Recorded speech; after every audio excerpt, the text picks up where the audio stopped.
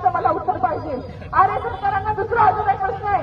मराठा कुणबी समाजाला ओबीसी मध्ये आरक्षण, हैदराबाद प्रोजेक्टमधून त्यांना आरक्षण मिळालं ना, मग आम्हाला का नाही? आमचे 1950च्या पूर्वीचे पुरावे आहेत आमच्याकडे. आज पण आमच्या भावदादाचे पुरावे आहेत आमच्याकडे.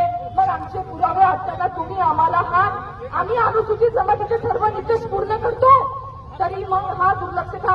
मी तर म्हणते आम्हाला जाणीवपूर्वक आरक्षणापासून दूर ठेवलं जात आहे. जेव्हा आम्हाला शिक्षणाचा महत्व कळाला तर आम्हाला शिक्षणापासून वंचित ठेवलं जात आहे. आम्हाला आरक्षणाचं महत्व कळत आहे तर आम्हाला आरक्षणापासून वंचित ठेवलं जात आहे. त्यामुळे माझा सरकारला हा प्रश्न आहे की आम्हाला असा भेदभाव का? आमच्या हैदराबाद प्रोजेक्टमध्ये आमचे पुरावे आहे 1950च्या पूर्वीचे.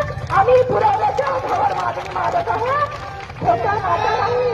आम्ही आणि दुसऱ्या आणि जे बाकीचे समाज बांधव आहेत त्यांना सुद्धा मला सांगायचं आहे, आम्ही घुसखोरी करत नाही.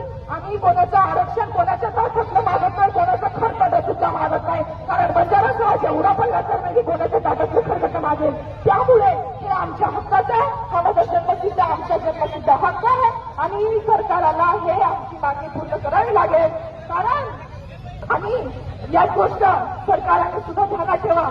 एक गोष्ट सांगू, हा सरकार कान असून बहिऱ्यासारखं वागतो, डोळे असून आंधळ्यासारखं वागतो. त्यामुळे सरकार आता डोळे असून आंधळ्यासारखं वागू नका आणि कान असून बहिऱ्यासारखं वागू नका. कारण बंजारा समाज त्यावर झोपलेला नाही. बंजारा समाजाला जागा झालेला आहे. बंजारा समाजाला रोखू शकत नाही. आम्ही शांततापूर्वक तुम्हाला मागणी मागत आहोत. शांततापूर्वक आम्ही तुम्हाला मागणी मागत आहोत. आमची मागणी पूर्ण करा. नाहीतर तुम्हाला 17 सप्टेंबर येणाऱ्या 17 सप्टेंबर रोजी मराठवाडा मुक्ती संग्रामची आम्ही साजरी करू देणार नाही.